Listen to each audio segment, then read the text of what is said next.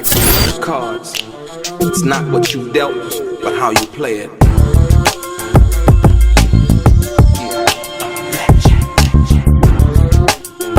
Play each situation correctly. I remember they used to laugh at a brother. Welcome back, guys. Welcome back. It's your boy Delray Richardson, platinum artist, platinum songwriter, Straight Game TV. Thank you for tuning in. I appreciate your time. Do me a favor and hit the thumbs up button notification as it pushes the content out to more potential subscribers as well as the current subscribers.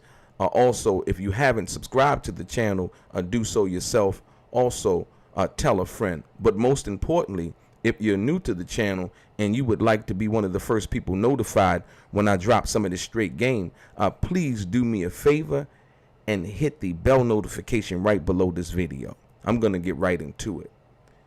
Ladies and gentlemen, the bombshell phone conversation between Frank Alexander and Michael Moore is one of the most overlooked situations involving the Tupac, Las Vegas, death row situations that exist.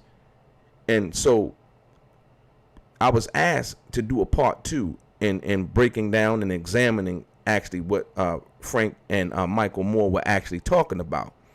And so here it is. I found this to be interesting because I never really paid attention to this phone conversation before, to be perfectly honest. And what I found interesting is the fact that what makes this so legit truthful is the fact that Michael Moore didn't know he was being recorded.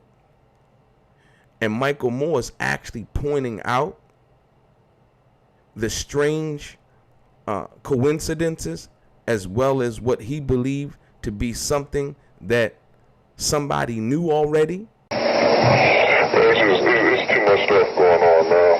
Frank, I'm telling you, I'm going by the vibes that I seen prior to it starting. It even started like someone knew. The way people were acting in ways that they haven't acted before in being in Las Vegas, right? So the one particular thing that stands out to me is the fact that Michael Moore had asked, he asked Frank Alexander, he said, you know, and if Reggie the Rat Wright Jr. was supposed to be Suge's bodyguard, how come he wasn't with Suge that night in Vegas? Listen. See, to me, the questions aren't answered. They're not answered. Reggie never goes to that club. Never. Did all he kept doing. Well, what I didn't understand is how come Reggie is Suge's bodyguard and he wasn't with Suge? It just didn't add up. It didn't add up. Reggie was so weird. I'm going to tell you another thing. Let's look at Reggie's thing. Why would Reggie, he's never, ever went to that club and started to, why was Reggie and Larry there? Why was Reggie and Al there? Well, he turns it over to Al every time. He turned it over to you. Well, he turned it over to Marcus the time before that. He was never there. And he was never there. Why was he so insistent on being there? And I asked him. When I first got to the club, I said, Reggie, why are you here? Aren't you going to shoot? No, I got to take care of some things at the club. And guess what? What did he do different? Nothing. Nothing at all. He did nothing. He just was there. Also, another thing that really got my attention was the fact that Frank Alexander, as well as Michael Moore, in their observation of Tupac, and Frank said he had got some information in regards to when Tupac was shooting gang-related, that Tupac was depressed. Prior, should I say, contrary to what we've heard from other people who've tried to dress Tupac up as being happy as a peacock. You understand what I'm saying? And another thing I want you to listen to as I'm about to play this is the fact that when they were at the Luxor and Frank Alexander went upstairs to get dressed, Michael Moore made an observation of Tupac, and he looked like he was down. He had his head down, he said, and he asked Tupac, what was up? What's happening? And Tupac told him you know, it's a bunch of shit, right? But what really, really got my attention was the fact that Tupac was asking Michael Moore, "Are you coming back? You gonna be here with me tonight, right?" You know what I mean? And Michael Moore made the observation and said Tupac never did that. He said Tupac would usually, like I've told y'all before in prior videos, even us when we were at what's the club in Hollywood, Peanuts, right? How Tupac, he didn't have no security on him, right? Michael Moore said usually Tupac would be trying to ditch me. You know what I mean? And lose the security. But on this particular night, he insisted that he wanted Michael Moore to be with him based on what he felt. I'm going to get into that after this. Listen to this, man. He was, you know what? He was depressed, wasn't he? Yeah. Go back to his train of thought. Yeah, he said to me he didn't want to be there no way. Well, get this. I was told that while he was on gang related, that last week he was upset about going to Las Vegas. Frank, I'm even go better than that. When you went upstairs to change your clothes, and we were downstairs, I said, "Man, what's up?" Because he was moping like a little bitch. Right. I said, "Yo, what's up?" Man, it's all kind of bullshit. And he told me, he goes, "Mike, whatever you do, come back downstairs when you get dressed. I want you to be there." And I thought, boy, Pac, if anything, he wants to ditch me. Right. Because he'd already tried. Yeah. He ain't never, ever said to me since I've been working for him, "Come back down, I need you here." He ain't never said that, Frank. Never. Then when he said that, I got a little concerned. I said, "Yo, Pac, is everything all right?" Because he would sit down underneath one of them little slot machines, and he had his head down. So I said, "Yo, nigga, what's up? What's up?" And he said, "Man, just all kinds of shit." You know, then he said, "Hey, you coming back, right?" That's when you was, he goes, "There goes Frank." See, he seen you first. Right. He goes, "There's Frank right there." Because I saw him waving too. That's right. And he said, "You coming back, right?" That's the last thing he said to me. I said, "Yeah, you know I'm coming back, man." The last thing he said to you. Yeah, sure was. That's right. Sure was. Now, I want to give you something that I know from listening to what Michael Moore said in regards to what Tupac said to him in regards to him wanting him to be with him. Tupac knew that Michael Moore always probably kept a gun and had a gun that night. Also, Tupac, if you listen to what Michael Moore said in regards to him wanting him to be with him, you coming back, right?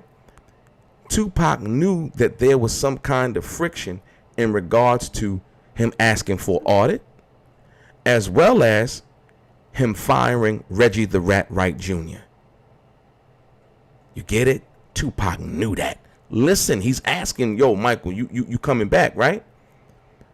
And also, he knew that Frank was going to be with him, but Michael Moore also said something else in regards to them, Frank Alexander and him making the switch, and how Reggie the Rat Wright Jr.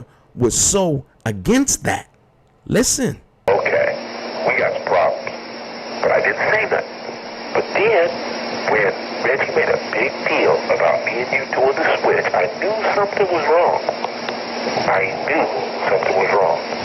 And remember I told you, I said that sure was weird. Another thing that really stands out to me is Michael Moore and Frank Alexander makes an observation when they went to this supposed alleged lawyer's office, right? And how no pictures of this lawyer was in the office. It was actually pictures of somebody else. Also, how his name was nowhere in the building. You know how when you go to a lawyer's office, the lawyer's name is in the little black thing with the little white writing or whatever. How that stood out. And when they went to the parking lot, he didn't know where his car was parked, you know, as they were leaving the meeting. And how Reggie the Rat Wright Jr. insisted in this meeting that they carry no weapons. Michael Moore basically says that as if they were trying to scare them into not carrying weapons. Listen. So, you're asking me? I'm telling you, some things happened that never happened before. That thing was so persistent, and it was only a meeting about carrying your weapon. I can't even remember, Frank, if he said anything anything else, but we're working on you guys getting cars. Don't carry your weapon. We're working on you guys getting your cards. Whatever you do, they're going to be cracking down. They're going to be checking everything. They're going to be coming in there doing this. Everything was negative to scare you. And last but not least, the overall situation, these are two people who were there that night in Vegas, who make keen observations as to what went on and to the unanswered questions, right, that they had, even working in being involved with the situation overall, and how Tupac was depressed, how he didn't want to be in Vegas, and all of the other things that, you know, people over the years have tried to control this narrative and paint Tupac, like I say again, as this happy peacock, you know, with his feathers sprouted, and that simply wasn't the case.